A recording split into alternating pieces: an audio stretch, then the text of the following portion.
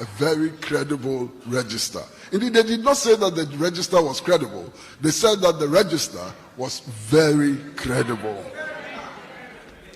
And yet, we are being called upon to spend close to 1 billion Ghana cedis changing something which is credible for something whose credibility we cannot determine today.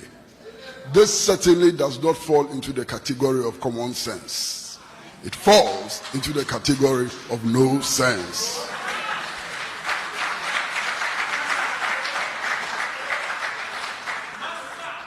Now, comrades, there's a history to this whole debate, and we should not forget that history.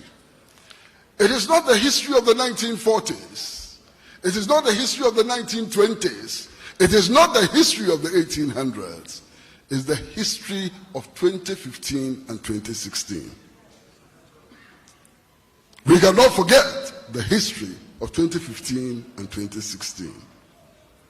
Now, all of you will recall that the New Patriotic Party came up and said that we needed a new voters register before the last elections. And they argued firstly that if we did not get a new voters register, the elections will be rigged. We went through that election and their president won with a register that we did not change. Did they rig the election?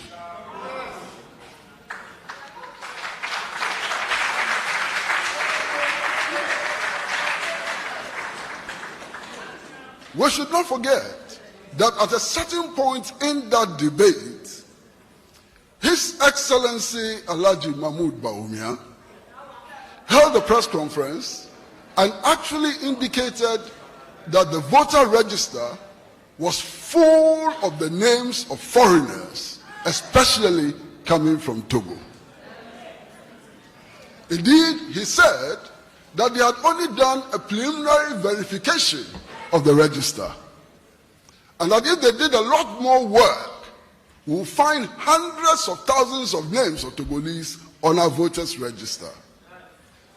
Alhaji His Excellency the Vice President Bawumia was challenged, and up to today, that evidence has not been provided. Now, it is significant for us also to note that as soon as that evidence was abandoned, a new scheme was hatched. And that new scheme simply said that there were too many names of the voters register which got there using the National Health Insurance card as the base card. And because the National Health Insurance card could be available to any and everybody, the register was not reliable. This matter went to the Supreme Court. The Supreme Court made a determination, and eventually we had the voters register, which brought His Excellency Nana Addo Dankwa Akufo-Addo to power as president. During the 2016 elections, it was obvious to all of us as observers and citizens that the New Patriotic Party was pushing for the compilation of a new voters register. And I had no doubt whatsoever that if the New Patriotic Party won the election, we will have the current situation on our necks. And like magic, we do have that situation now. Now, you may dismiss this point, but please don't, because it's a very important point. Now, listen. We have an electoral commission whose members are publicly and openly showing their hatred for political parties and contestants in the next election. You had a deputy commissioner actually make the point that the NDC cannot be trusted and that the NDC wants to subvert the current democratic order and to plunge this country into chaos. That's a serious statement which has to be looked at and examined in the light of current developments. Because if you actually believe that one of the parties likely to contest the 2020 elections is a virus, that one of the parties has an agenda to destroy Ghana, why wouldn't you do everything and anything possible to prevent that party from winning elections? So this is the problem.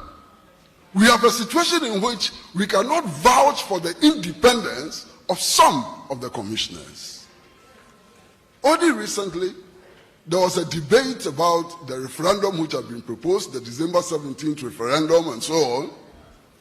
And again, a member of the commission came out and stated his clear support for the government's position as opposed to the position taken by the opposing parties. Now, if you have these indicators, it is difficult to accept any and everything that the Electoral Commission proposes to do. And I think we should bring this into the conversation. Now, comrades, all of us know the conditions in which we live in Ghana. And I have repeatedly said that there are many people in Ghana today who actually live in the Stone Age, and I'm not exaggerating. If you go to our rural communities, you will find people who actually grind their grains on stone, with stone. You would find people in our communities who walk barefooted to their farms every morning, susceptible to snake bites, to scorpion bites, and so on, who continue to feed us using the cutlass and the hoe. Indeed, you find people in our community who have no electricity and who would never in their lifetime use what we call the blender in our homes. In fact, they cannot even dream about using the blender. This is the condition of our people. There are many workers in Ghana today that they are full pay. If they pay for transportation to work and back home, nothing is left for water, for food, or for anything. There are so many people in our community today who are living on less than 500 cedis a month. The roads in our communities are in a deplorable state. You saw the pictures of the children in what has come to pass for a school, sitting on the bare floor without books, without pencils, without anything. We know the conditions in which our people live. Indeed, all the governments we have had over the last 20 years have told us that the national revenue situation is exceedingly worrisome. Indeed, we are told that between 60 and 70% of national revenue is expended just on paying the salaries of 600,000 workers out of a population of about 30 million. All the borrowing that is being done is because the figures don't add up. This morning, I don't know how many of you have read a story on the front pages of one of our newspapers, which is a rebuttal by the International Monetary Fund of some of the figures that we have been fed with. And they are simply saying that the value of the cedi will continue falling, and that some of the figures presented by the finance minister in the budget are fake figures, and so on. This is the International Monetary Fund. It's not me.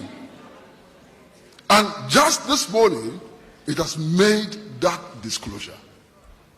So if you have a situation where your revenue doesn't add up, when your deficit is rising, when your local currencies are collapsing and so on, any sensible politician, any sensible public administrator will begin to think about how to make prudent use of our resources.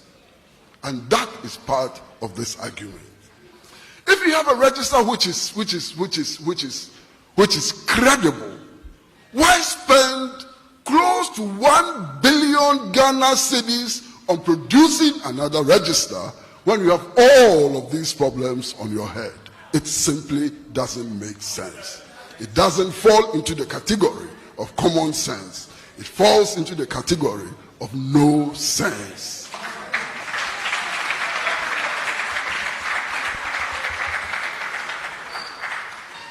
There are many things which should also worry us, and they should worry us very, very deeply. Indeed, if the Electoral Commission had decided that it needed to compile a new voters register, why did we spend so much money on the reopening of the register before coming to do a new register? Because if we wanted to do a new register, we could have done a new register which would have captured all those who were not on the register already.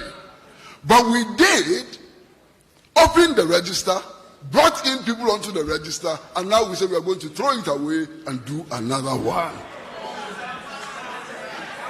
I mean, incredible. Really incredible. But you see, in this country, many incredible things happen. I mean, only a couple of weeks ago, all of us heard that we're going to introduce new denominations of our currency. And everybody was wondering why. Why new denominations? Have some people made so much money that it doesn't fit into their pockets, that they want to create new denominations which will be easier for them to carry and so on. But the point is that a few weeks after that, we are now announcing that we are not even going to use the cedi anymore. That we are going to use something called Yoko, Echo, or whatever it is.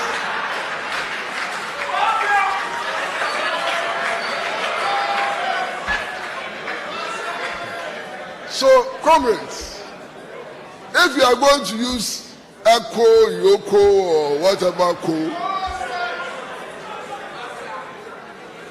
what is the sense in printing more currency when we are going to throw it away? It is that same logic, that same sense, which is feeding into this nonsensical agitation for a new voters register. The technical people have spoken. I do not pretend to be a technical person. But you see, you have less than 10 months to an election. A lot of people think that we are going to have the elections in December and therefore they think we have 12 months. We don't. The elections will take place on the 7th of December. So you don't have the whole of December. January is virtually gone and so on. So practically, you have 10 months to an election. There are so many things that happen before elections, and you know them, so I'm not going to repeat them. In this 10-month period, we have decided to compile a new voters register. Of course, if you know the people who are doing these things, sometimes no sense can sound like sense.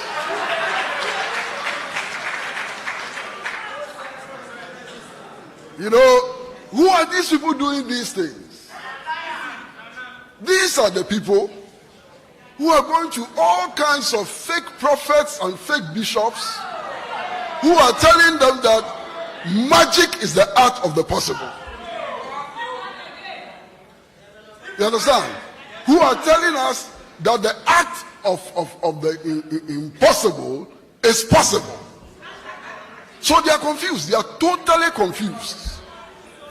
I want to submit here and now that 10 months is not a sufficient period for compiling a new voters register. And that if we attempt to do it, we will throw the next elections into total chaos. And that, from the point of view of common sense, we should shelve this useless adventure of compiling a new voters register.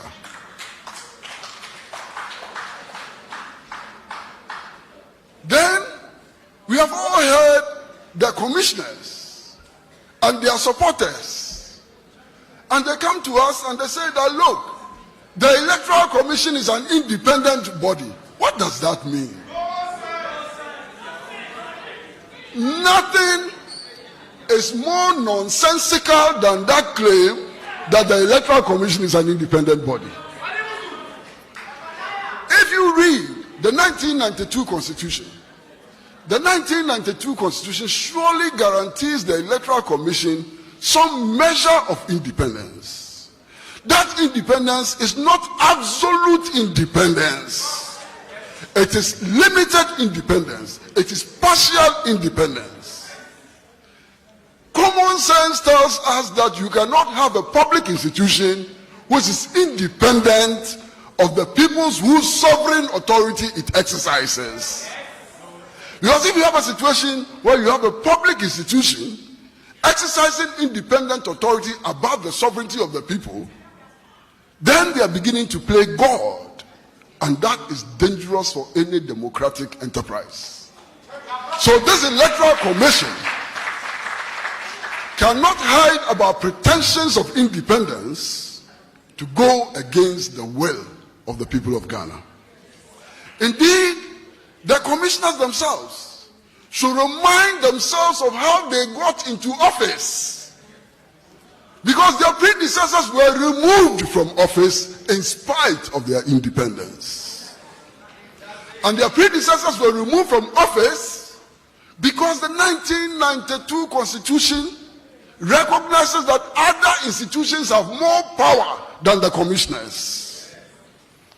In Akan, they say that if you don't know death, look at sleep. I am passionately appealing to the commissioners to begin to look at sleep. They should open their eyes and look at sleep, because sleep sometimes resembles death.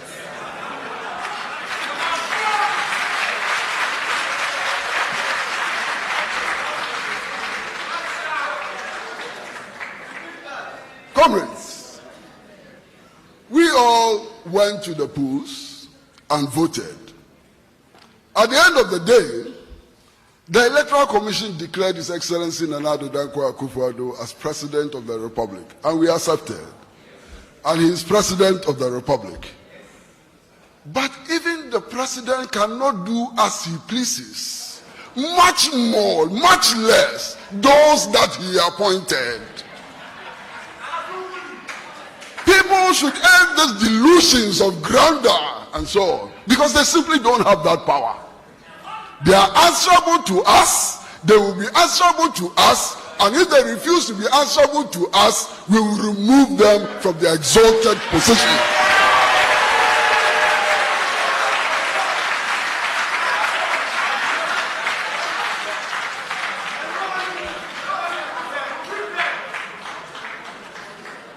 Comrades, I have taken the trouble to look at previous election results. And I'm sure that those of you who have taken the trouble to look at previous election results will appreciate the fact that from 1992 up to today, there has not been any election the result of which are foolproof. Take it from me and do the examination yourself. There have been many instances where in some regions and constituencies, the number of voters has exceeded the number of registered voters in all of our elections. And I speak the truth. Again, in the 2016 election, something happened. Something happened. We just decided to overlook it. Listen, at the end of the elections, some parliamentary candidates were declared as losers. All of the parliamentary candidates who were declared as losers, who called for a recount of the vote, were eventually declared winners. My question is a very simple one. If the whole election result had been recounted, what would have been the outcome? It's an important question. And I raise this question to emphasize the point that we have accepted election results after election results because of our commitment to peace. Because we don't want this country to disintegrate. Because we say that no matter what the fault may be with the process, if it is reasonably transparent and so on, we would accept it in order to prevent the Rwandan situation from happening in Ghana, in order to prevent situations elsewhere in the world from happening to Ghana. But let nobody take that for granted. Let nobody assume that we will forever accept every and anything. Because we have come to realize that this our acceptance of every and anything has consequences for all of us. So the time has come for the people of this country to insist on the true representation of the people. The time has come for the people of this country to insist that no rigging in an election is acceptable even if it constitutes 1% of the process. The time has come for us to insist that all public officials who have been charged with responsibility for conducting elections will do the right thing as we say it, not as they say it.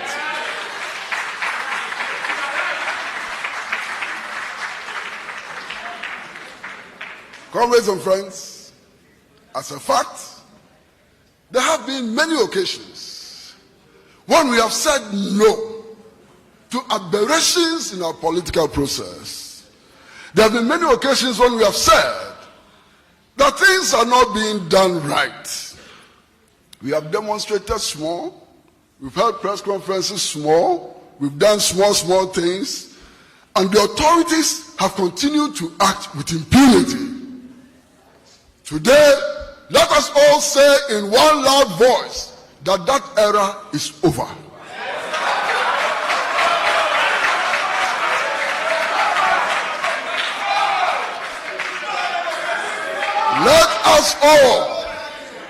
Let us all make a loud statement that from today, no infraction will be tolerated. Let us make it clear that the people of this country insist on the right things being done, and the right things will be done, or God knows. Comrades, a demonstration has been announced for Tamale on Saturday. This will be the first mass manifestation of protest against the attempt to introduce a new register. And it is our duty as citizens who love our country, irrespective of our political party colors and so on, to fully participate in that demonstration to send a signal that we are not asleep, we are awake, and we are on the side of common sense.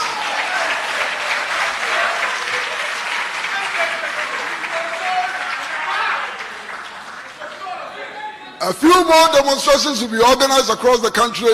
Let us all, in our numbers, participate in those manifestations.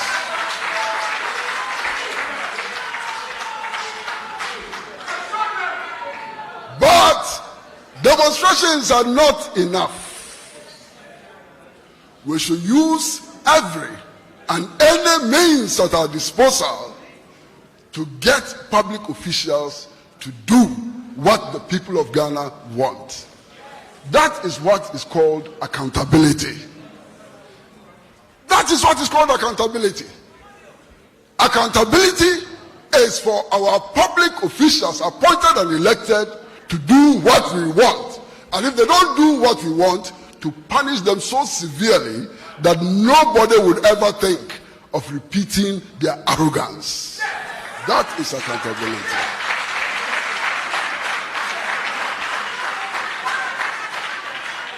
So we should participate in the demonstrations, all right, but it shouldn't end there. We should call into all the radio stations and make our voices heard. We should participate on every platform available and make our voices heard. We should use our Instagram accounts, our Twitter accounts, our Facebook accounts. We should use WhatsApp. We should use anything we have to post this message.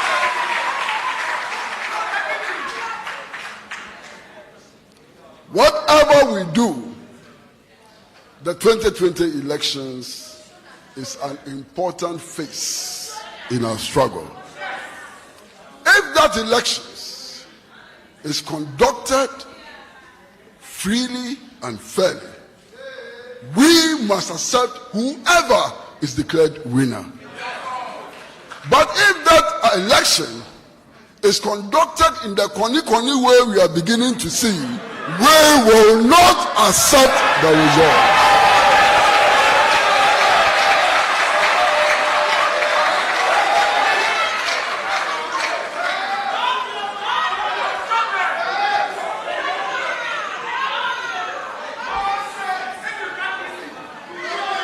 Comrades and friends, this is not rabble-rousing. This is upholding the Constitution, because the Constitution enjoins all of us to make sure that nobody employs any hanky-panky way in assuming power in this country. That's a constitutional injunction. So what I'm saying is that let us uphold the 1992 Constitution and defend it to the hilt. And we can only uphold the 1992 Constitution and defend it to the hilt if we reject imposters, criminals, people who have hanky-panky ways of doing things and so on. I am fully confident that if we organize enough and mobilize enough, the elections will be held on the basis of a true commitment to democracy in this country. And we should accept nothing less, or perhaps nothing more, than total victory for democracy in our country. I thank you all very much.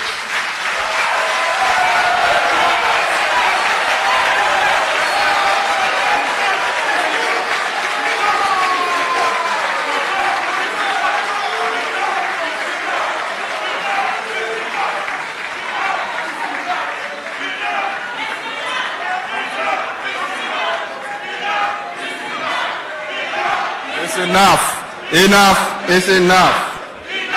It's enough. It's enough. It's enough. It's enough. It's enough. Enough. Enough.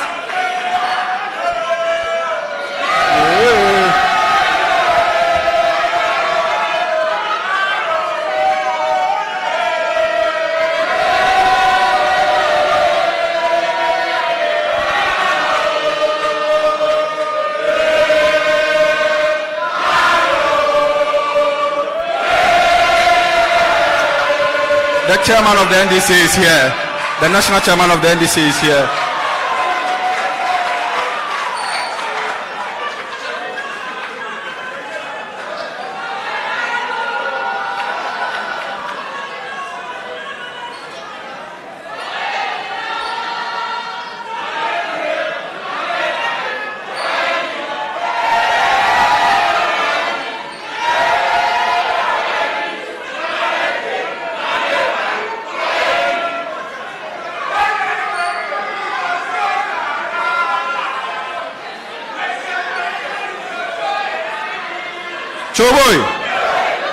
Choboy, Yan Araya Sasini,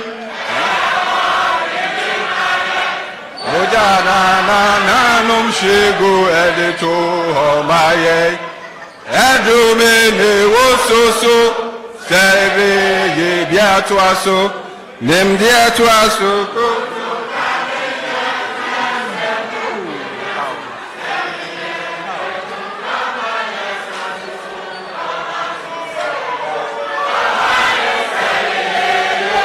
Oh, money. Oh, yes, and now.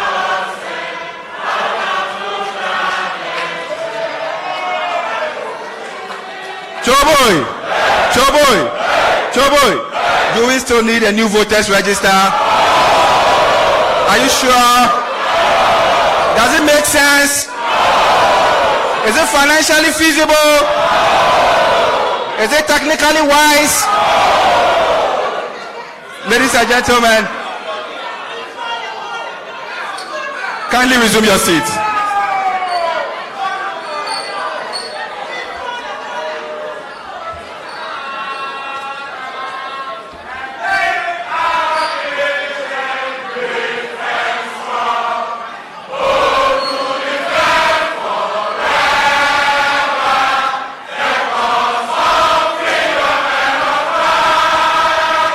Fill our heart with true humility. Honesty and help us to reach and forevermore. And help us to resist oppressors through it for our will. And my forevermore. Choboy!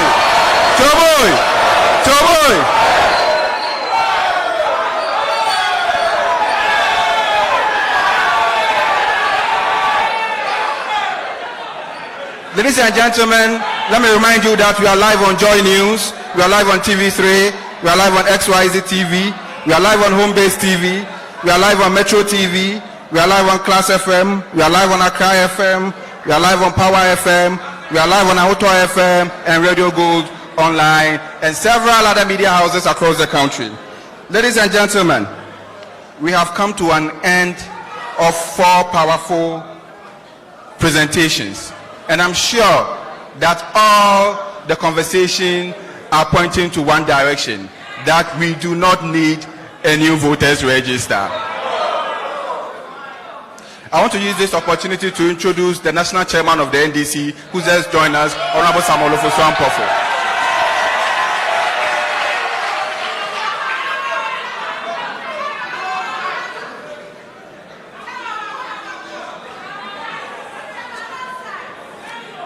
Now that the speakers have spoken, the experts have spoken, we have to allow you, the public, to also come in.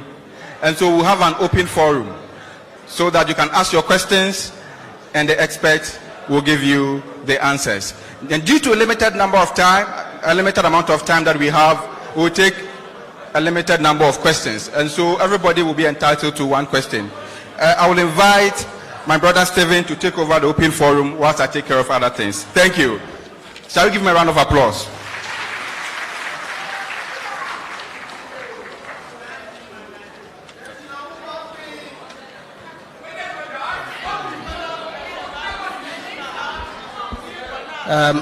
Thank you very much. And I stand on all protocols observed earlier and to open the forum. There's a microphone at the middle here, and so all who would want to ask questions to our officials and dignitaries who have spoken could come forward. You give us your name. If you are coming from a media house, let's know where you're coming from. One question per person, please. I can see Israel in the lead. Please, with all indulgence, you can proceed, please. Thank you for this opportunity. My name is Nanaya Adjempa, and I work with the Class Media Group. My question goes to Comrade Bernard Mona, National Chairman of the PNC. I just want to find out whether at the IPAC level, and I'm asking this predominantly because you're a member of IPAC, whether at the IPAC level, the EC, whether you have agreed at IPAC that ROPA will be implemented. If you have agreed at IPAC that ROPA will be implemented, my question is, how does the EC, or whether the EC has explained to you how they intend to register Ghanaians abroad? And this question is important to me because we are already seeing the tensions that are rising, even with registration right here in our country. So I just want to find out whether at the IPAC level you have agreed for the implementation of ROPA, and whether the EC has explained to you what it intends to do with that particular Thank you. situation. Thank you. We take 3 questions in a row, please. The next person.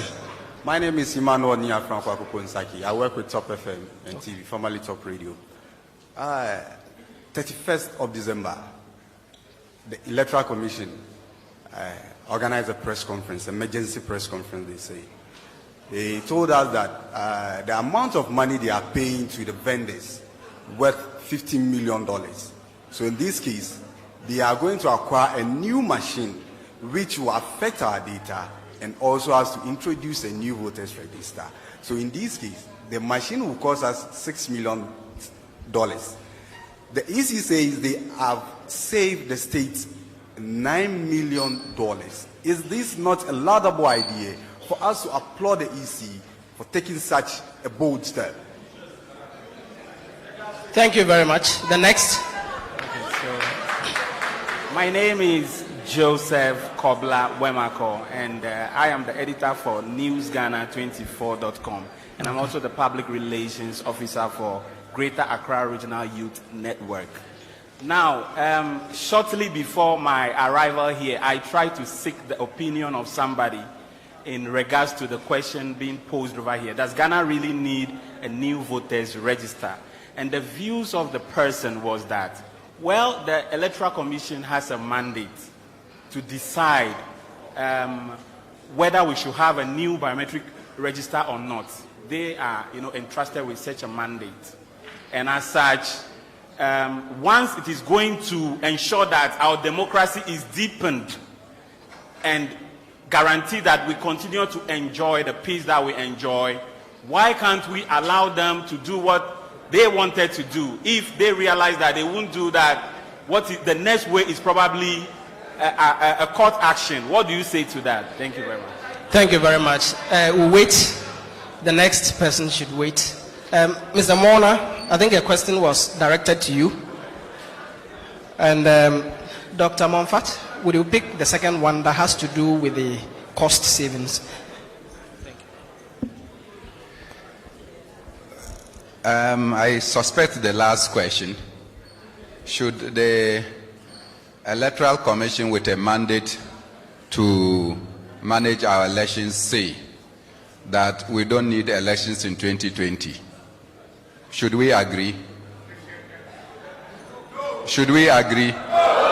Because they are independent in determining the future of our nation and our democracy. The Electoral Commission has a mandate to execute its work. That does not mean that they should trample upon people's interests. The people of Ghana are saying that we don't need a new voters register, and that all the arguments the Electoral Commission has raised so far, none of them is tenable to justify the creation of a new register.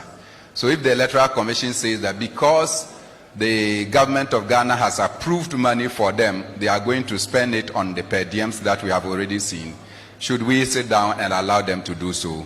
No, we can't do so. First, let me also state that political parties, and I'm not sure I'm the best person to answer the question on ROPA, because you are very much aware that the concerned Ghanaians demonstrate severally across the length and breadth of this country. I was one of the leading members of the concerned Ghanaians who were beaten mercilessly.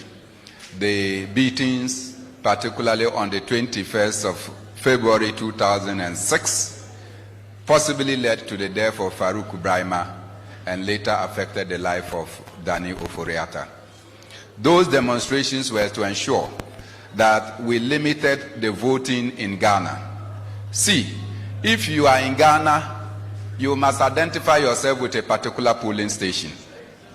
On the day of election, you must travel from wherever you are to go and vote. And for instance, I do know that the General Secretary of the NDC, his polling station is in Sekwa. So on polling day, he has to move all the way from Accra to go to Sekwa to go and cast his vote. I have to travel over 13 hours to go to Sankana to go and cast my vote. What the Electoral Commission is saying under ROPA is that we should carry the ballot box and the ballot paper and take to somebody who is living in Afghanistan to go and give the person to go and vote, and not the person come to our country to come and vote. We also do know that political parties are supposed to monitor the elections at various polling stations. How are the political parties going to finance people at the various polling stations that will be created? We in the PNC will not accept a situation where ballot boxes will be put at embassies, which embassies are occupied by appointees of the president of the day. If we want to count on the efficacy of our votes based on the outcome of elections from outside, Ghanaians would have voted to determine a president for us, but the people from outside would determine a different president. Which one of them will become the president of Ghana? We have said that that is not the way to go. Anybody who thinks that election matters for you should come down to Ghana. This is the base. This is where you must vote, and you should vote here. The Electoral Commission has set up a committee because the court says they must implement ROPA. That committee is still working, and they have not come up with their report yet. But meeting the political parties, they came face to face with the myriad of challenges that will confront the implementation of ROPA. And I'm sure that they are beginning to advise themselves. Anytime we go to IPAC, you see that they themselves are confronted with challenges domestically that they cannot even confront. So ROPA and implementation in 2020, I and my political party will not sit down to allow it to happen. The Electoral Commission has not concluded same. On the issue of saving the nation some money, there is a financial analyst here, and I'll leave it for him. Thank you. I can start from here.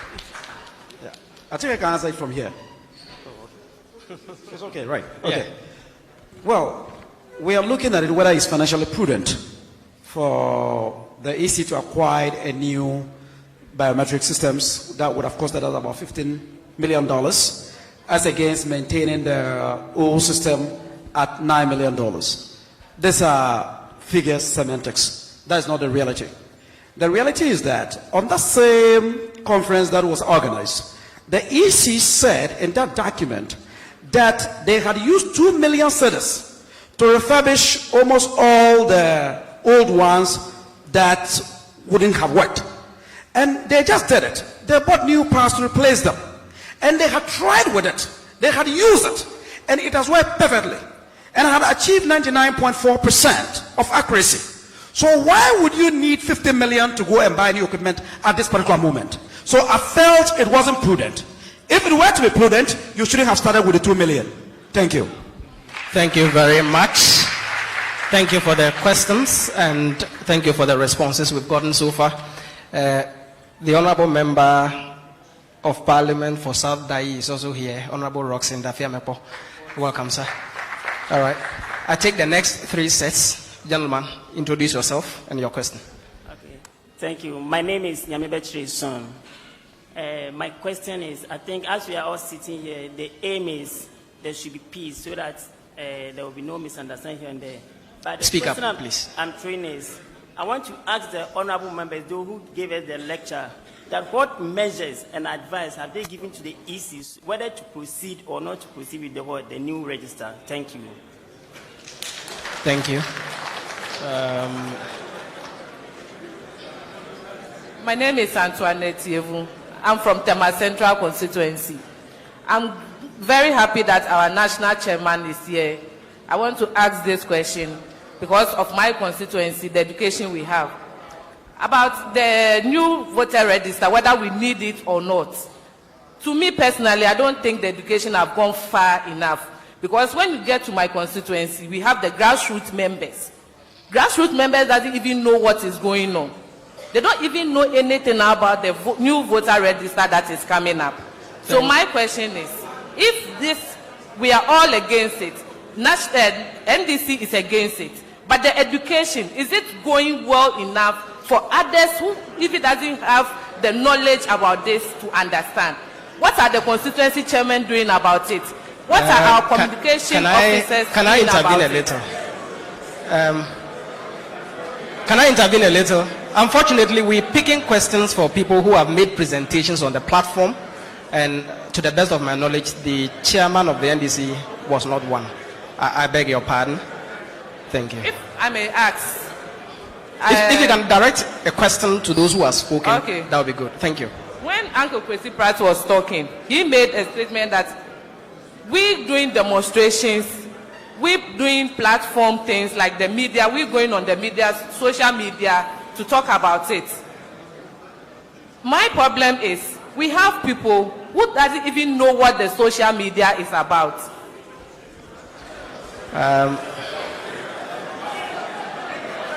All right, I think I am a bit at a loss. Let me, if Mr. Pratt understands what you are trying to put across, I'm sure that as the microphone is around, he would address you. Thank you very much. All right. Our next speaker, please. Our next person who would ask a question. Please, can we have your indulgence and your silence a little? This is a public platform, and people have various questions they need answers to. Some may misdirect their questions, but please kindly indulge us. Thank you. You can go ahead. Please, my name is Janet Williams from Tema Central Constituency. Speak up. Use the mic.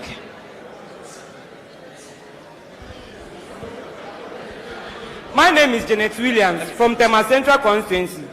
Please, my question is it true that ECOWAS does not allow its sister nations to compile a new voters register in an election year?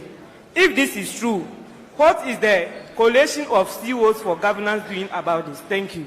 Thank you very much. I think we will pick the gentleman behind, and then that will be it. Well, my name is Daniel Adi. I'm a senior citizen.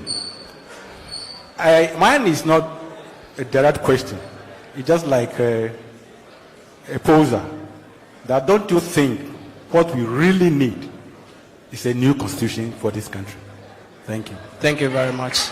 There are two standing questions, and they are to, and I think the first question.